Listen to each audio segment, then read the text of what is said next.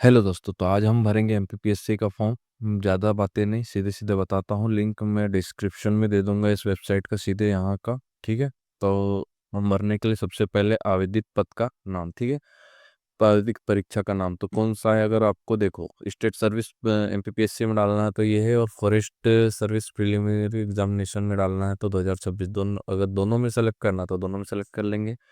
उसके बाद में राज्य वन सेवा 2025 की हेतु उपाधि का चयन करना है। ठीक है, तो अगर आप इंजीनियरिंग ग्रेजुएट है, आपने इंजीनियरिंग किया हुआ है तो इंजीनियरिंग ग्रेजुएट पे दबाएंगे, और साइंस ग्रेजुएट तो कर रहा है तो जैसे बीएससी बीकॉम वगैरह, अगर आपने साइंस सब्जेक्ट वगैरह से किए हैं तो ये दबाएंगे। और टेक्नोलॉजी ग्रेजुएट वाले टेक्नोलॉजी ग्रेजुएट दबाएंगे। ठीक है, अब यहाँ पे आपका जो विषय है, जो किस विषय से, जैसे बीएससी है तो बीएससी बैचलर ऑफ साइंस है। बीटेक वाले जो अपना साइंस, जिस विषय से आपने बीटेक किया वो विषय का यहाँ पे नाम डालेंगे। यहाँ पे अभ्यर्थी का फर्स्ट नाम डालना है। अगर आपका मिडिल नेम है तो मिडिल नेम डालेंगे, और यहाँ पे अपना सरनेम डालेंगे। यहाँ पे अपना जेंडर सिलेक्ट करेंगे। ठीक है, उसके बाद में आपकी जन्म तिथि डालेंगे, आपके पिताजी का नाम, आपकी माताजी का नाम। इसके पश्चात में आपको यहाँ पे अपना ये देना है। अगर आप विवाहित हैं तो यस पे क्लिक करेंगे। उसके बाद में अगर डिटेल मांगता है, यहाँ से डिटेल देना है, क्या अंतिम बच्चे जुड़ रहे हैं, यस नो। ठीक है, अगर आप विवाहित नहीं है तो आप सिंपली नो पे क्लिक कर देंगे। ठीक है, उसके बाद में क्या अभ्यर्थी मध्य प्रदेश का मूल निवासी है, अगर है तो ठीक है, यस और नो। वैसे यस है, मेरे केस में है तो मैं इसे यस करता हूँ। फिर उसके बाद में अपनी जाति सिलेक्ट करना है, जो कि जनरल वाले यूआर सिलेक्ट करेंगे, और एससी वाले एससी, एसटी वाले एसटी, ओबीसी वाले ओबीसी, डब्ल्यूएससी डब्ल्यूएस। ठीक है, अगर अब देखो यहाँ क्रीमी लेयर में और नॉन क्रीमी लेयर, अगर आप एससी और एसटी सिलेक्ट करेंगे तो आपसे बिल्कुल भी नहीं पूछेगा कि आप क्रीमी लेयर में आते नॉन क्रीमी लेयर में आते हो। ओके, ठीक है, अगर एसटी में या एससी में आते हो और या जनरल में आते हो। ठीक है, अगर आप ओबीसी में आते हो तो आपसे जरूर पूछेगा कि क्रीमी लेयर और नॉन क्रीमी लेयर। तो उसमें अगर आप क्रीमी लेयर और नॉन क्रीमी लेयर का ऐसा है कि जिन जो ओबीसी में आते हैं बट उनकी इनकम बहुत ज़्यादा है, लाखों में चलती है, तो वो यहाँ पर यस में करेंगे। ठीक है, और जो जिनकी जो इनकम है वो कम है तो नो पे क्लिक करेंगे। कि आपकी इनकम कम है तो नॉन क्रीमी लेयर में आते हैं, मतलब आप नॉन क्रीमी लेयर में आते हैं। और ये पूछ रहा है क्रीमी लेयर में आते हैं क्या, तो आप नहीं है, नॉन क्रीमी लेयर में आते हैं। जनरली लोग नॉन क्रीमी लेयर में ही आते हैं, तो यहाँ नो करेंगे। मेरे केस में भी ये है तो नो कर देते हैं। ठीक है, ओबीसी। बाकी अगर एस टी एस सी है तो उसमें नहीं पूछता है, तो एस टी एस सी में एस टी एस सी लिख दीजिए, कोई दिक्कत नहीं। यहाँ पे अपने जाति प्रमाण पत्र का जो जारीकर्ता का पद लिखना है, जैसे सब डिविजनल ऑफिसर किसने जारी किया उसे। ठीक है, फिर प्रमाण पत्र जारी करने वाले जिला का नाम डालना है यहाँ पे, कि कौन सा जिले ने इसको जारी किया था। ठीक है, यहाँ पे जाति प्रमाण पत्र नंबर डालेंगे, और यहाँ पे उसकी दिनांक डालेंगे जब जारी किया गया है। ठीक है, ऐसा। उसके बाद में अगर आप दिव्यांग है तो यस करेंगे, और 40% से अधिक दिव्यांग है तो यस करेंगे, अन्यथा नो कर देंगे। अगर यस करोगे तो आप आगे की डिटेल भरो, यहाँ पे कौन सी आपकी, जैसे दृष्टिबाधित है, श्रवण बाधित है, बहुविकलांग है, और फिर उसमें परसेंट दीजिएगा कि कितने आपके सर्टिफिकेट पर मेंशन है। और यदि आप नहीं है तो सिंपली सा नो पे क्लिक कर देंगे तो सारा डिसेबल हो जाएगा। ओके, अब ये पूछ रहा है क्या अभ्यर्थी कभी किसी सेवा से पृथक करने से दंड किया गया है, बिल्कुल भी नहीं। क्या अभ्यर्थी कभी किसी सेवा से, बिल्कुल भी नहीं किया गया। क्या अभ्यर्थी विरुद्ध कोई आपराधिक प्रकरण दर्ज है, अगर आपके विरुद्ध कोई थाने में प्रकरण दर्ज है तो यस करेंगे, अन्यथा नो कर देंगे। ठीक है, सिंपली सा। ये पूछ रहा है कि अभ्यर्थी किसी परीक्षा आयोजन चयन वर्जित अवधि में है, नो। वैसे सिंपली इसमें सभी में नो ही करना है, बाकी मैं आपको एक जनरल नॉलेज के हिसाब से बता रहा हूँ कि ये सब चीजें है इसमें आती है। ठीक है, क्या अभ्यर्थी मध्य प्रदेश शासन अथवा उससे नगर सैनिक स्वास्थ्य संस्थाओं में सेवारत है, तो बिल्कुल भी नहीं। क्या अभ्यर्थी अशासकीय सेवा निजी संस्था में सेवारत है, नो, बिल्कुल भी नहीं। अगर है तो आप यस कर सकते हैं। ठीक है, जैसे आप किसी सरकारी संस्था में अगर काम कर रहे हो, जैसे सैनिक निगम मंडल में, तो आप यस कर सकते हैं। ठीक है, मतलब आप खुद, आपके फैमिली से नहीं, है ना। तो या फिर अशासकीय निजी सेवा जो समी में आते हैं ना वो लोग। अब यहाँ पे अपना रोजगार पंजीयन देना है। ठीक है, यस करेंगे रोजगार पंजीयन पर, और रोजगार पंजीयन किस जिले ने जारी किया है उसका यहाँ पे सिलेक्ट करेंगे, छिंदवाड़ा, दमोह, जो भी आपका जिला होगा वहाँ पे। यहाँ पे अपना पंजीकरण नंबर डालेंगे रोजगार पंजीयन का, और यहाँ पे जारी दिनांक डालेंगे कि किस दिन आपका रोजगार पंजीयन जारी हुआ था, ठीक है। इसके पश्चात में क्या अभ्यर्थी मध्य प्रदेश के भूतपूर्व सैनिक रहे हैं? अगर आप इससे पहले कोई सेना में रहे हो तो यस करेंगे, और यस करने के बाद अगर है तो उसमें आपकी नियुक्ति की तिथि डालना है। इसके पश्चात में आपकी जिस दिन आपने छोड़ा था, आपका रिटायरमेंट कब हुआ था, और इसमें आपका पूरा टोटल अनुभव लिखना है, कितने वर्ष का आपका अनुभव, ठीक है। अगर वैसे जनरली नो है तो नो कर देंगे, ठीक है। तो आयु सीमा प्रोत्साहन छूट, इसमें छूट का क्या अभ्यर्थी शासन द्वारा अनुसूचित जाति जनजाति में पिछड़ा और कल्याण विभाग के अंतर जातीय विवाह योजना के अंतर्गत पुरस्कृत है? तो बिल्कुल भी नहीं, है ना, क्योंकि विवाह तो हुआ ही नहीं है ना। क्या अभ्यर्थी विक्रम अवार्ड से सम्मानित है? अगर है तो ठीक है, वरना सिंपल सा नो कर देंगे यहाँ पर। उसके बाद में क्या अभ्यर्थी स्नातक है? अगर है तो यस करेंगे, अन्यथा नो करेंगे, ठीक है। नो करेंगे तो आप क्या लास्ट ईयर में अभी करंट में आपका चल रहा है वो लिखेंगे, और हाँ तो डिप्लोमा वर्ष लिखे कि भाई जो आपका डिप्लोमा वर्ष है वो लिखना है आपको, यदि हाँ तो ठीक है, कभी अंतिम वर्ष में अध्ययनरत है तो ओके, अगर स्नातक है तो सिंपली यस करेंगे, ओके।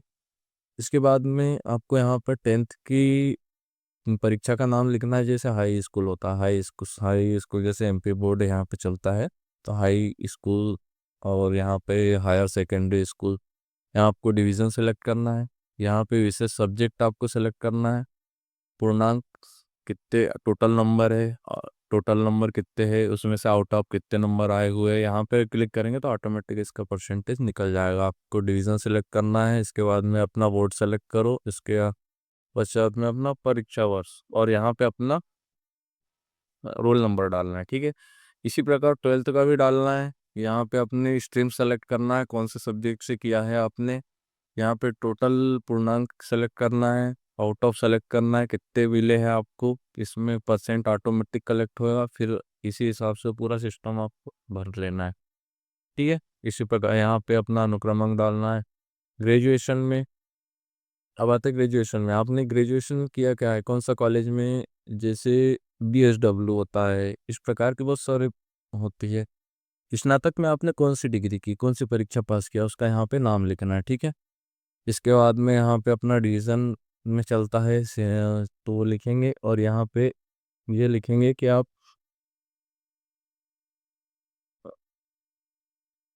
ओके।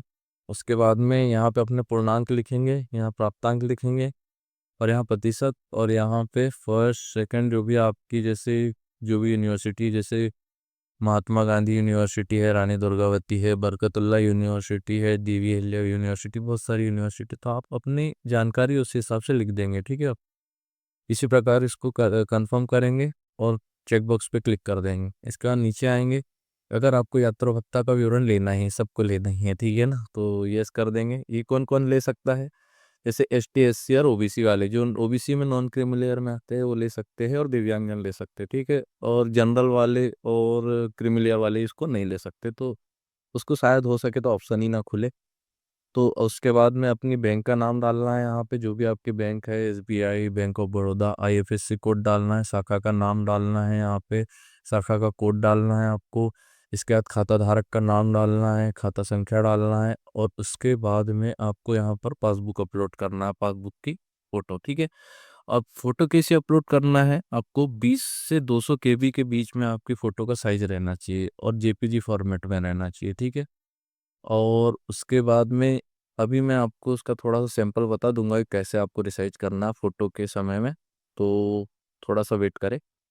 इसके बाद में अपना पता डालेंगे, वर्तमान पता। अगर आप हॉस्टल में रहते हैं तो हॉस्टल एकोमोडेशन, जैसे कि आप जहाँ का यहाँ पर डालोगे पता, वहाँ का आपको प्रूफ भी देना होगा, जैसे बिजली बिल हो गया, रेंटल एग्रीमेंट हो गया, इलेक्ट्रिसिटी बिल, गैस बिल वगैरह जो भी है आपका है वो डाल सकते हैं। तो अगर आपका खुद का घर है वहीं पर है तो ओनेड हाउस करेंगे, और रिलेटिव के घर रहते तो रिलेटिव करेंगे, ठीक है। रेंटेड हाउस है तो रेंटेड, और हॉस्टल एकोमोडेशन हॉस्टल में रहते तो हॉस्टल करेंगे, ठीक है। तो ओनेड हाउस है यहाँ पे अपना टोटल पता लिखेंगे।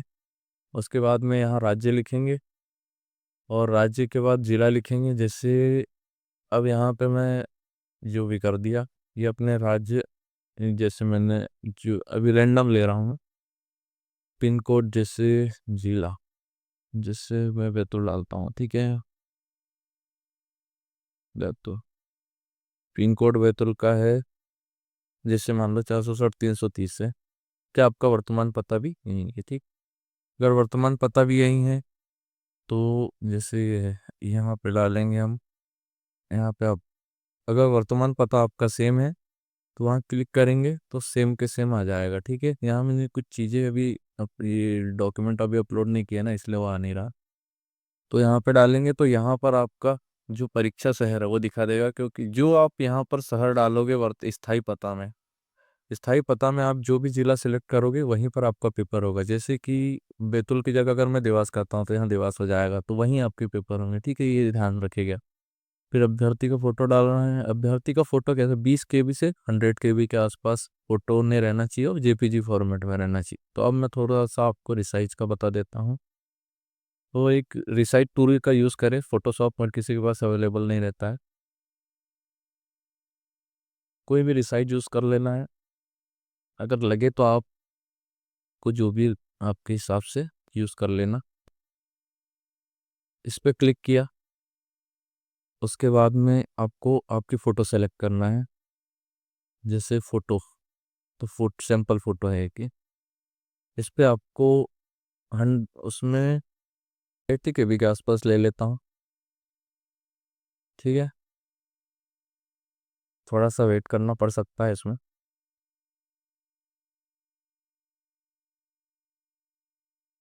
यहाँ पे अपना रैंडम नाम ले लो कुछ भी, ठीक है, ये हो गया।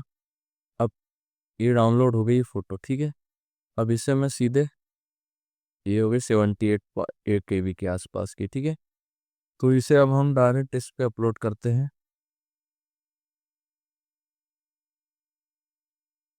ये नाम से अपन ने ये की थी, ये अपलोड हो चुकी है, ठीक है। यहाँ पे चेकबॉक्स क्लिक करेंगे। इसके बाद में अपना मोबाइल नंबर डालेंगे, ईमेल एड्रेस डालेंगे और अपने चेकबॉक्स पे क्लिक करेंगे। इसके बाद में आपको ये चेकबॉक्स क्लिक करना है, अभ्यर्थी का हस्ताक्षर अपलोड करेंगे, ठीक है। हस्ताक्षर में भी यही करना है, आई एम रिसाइजर पे जाएंगे, कितने, अब ये चेक करेंगे कि आपको कि कितने केबी का लग रहा है, कितने, 10 to 100 KB, बस इसमें भी हम वही करेंगे। अगर मैं देखो सैंपल के हिसाब से मेरे को फोटो है, पर मैं डायरेक्ट अब इतना रिसाइज नहीं करूँगा, उसी को आपको अपलोड करके दिखा देता हूँ थोड़ा सा। ये से अब इसको मैं रिसाइज करता हूँ सिग्नेचर को, ओके, ये मैंने सिलेक्ट किया,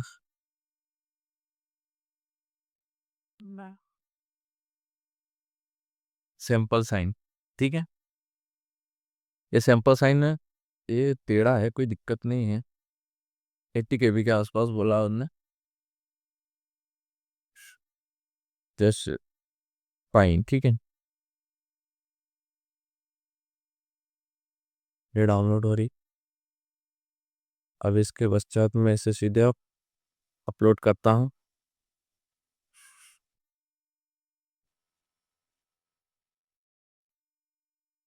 ये आ गया साइन, ये साइन भी अपलोड हो गया। ये मैंने एक रैंडम भी ऐसा किया हुआ है, बाकी आप थोड़ा उसको सही से करना। और इसके बाद में मैंने सिंपल सा थोड़ा ही बताने के हिसाब से किया है इसको, तो आप अपने हिसाब से अच्छी फ़ोटो अपलोड कर दीजिएगा, नहीं तो फॉर्म रिजेक्ट हो जाएगा। अब अपने वेरिफिकेशन कोड, जैसे कि ये मेरा साइन इसलिए ऐसा आया हुआ है कि मेरी फ़ोटो ये अलाइनमेंट में नहीं है, ये किसी सीधे में है। जैसे विड्थ थोड़ी ज़्यादा होनी थी और हाइट कम होना था, तो इस चक्कर में ऐसा हुआ। वो मेरे पास थोड़ा समय की कमी, इस चक्कर में ऐसा किया, ठीक है। तो 7+7 यहाँ पे आउट ऑफ लिखेंगे, 14। और यहाँ पे अब देखो और कुछ चीज़ें जो है बताने की रह गई है, क्या देखो, अब यहाँ पे मैंने जो बताया था आपको, जैसे ये क्या बोल रहा है, ऑनर्ड होस्ट, ठीक है। यहाँ पे आपको आपका पता क्या पहचान देना है, मतलब पता है ना आपका, उसके लिए आपको कुछ ना कुछ एक डॉक्यूमेंट अपलोड करना है। या तो आप आधार कार्ड कर सकते हैं, पैन कार्ड, जिसमें भी आपका पता दिया हो वो गवर्नमेंट दस्तावेज आप यहाँ पर अपलोड कर सकते हैं, या बिजली बिल हो, कुछ भी, रेंटल हो तो रेंटल भी चलेगा। इसके बाद में यहाँ आपको पासबुक का जो मांगा है तो यहाँ पासबुक अपलोड करना है, और सब में बस यही करना है। और ध्यान बस इतना देना है कि आप जब भी डॉक्यूमेंट अपलोड करें तो ये ध्यान रखें कि फोटो जो है जेपीजी फॉर्मेट में हो, और दूसरी चीज जेपीजी फॉर्मेट में हो, और दूसरी चीज कि उसका साइज जो है केबी वो बिल्कुल सही हो मायने में, है ना, तो आपकी फोटो अपलोड ही नहीं होंगी, है ना। तो थोड़ा इस चीज का ध्यान रखें और इसको नेक्स्ट कर देंगे। अभी तो मेरी सारी डिटेल भरी नहीं है, इस चक्कर में ऐसा हो रहा है। तो आप थोड़ी डिटेल जैसे ही भरेंगे वहाँ पे ऑप्शन आ जाएगा, एक बार वो क्लियर करने के लिए कहेगा और आपको पेमेंट का ऑप्शन आ जाएगा, ठीक है। तो इसी प्रकार से अगली वीडियो की अपडेट के लिए चैनल को सब्सक्राइब करें। धन्यवाद।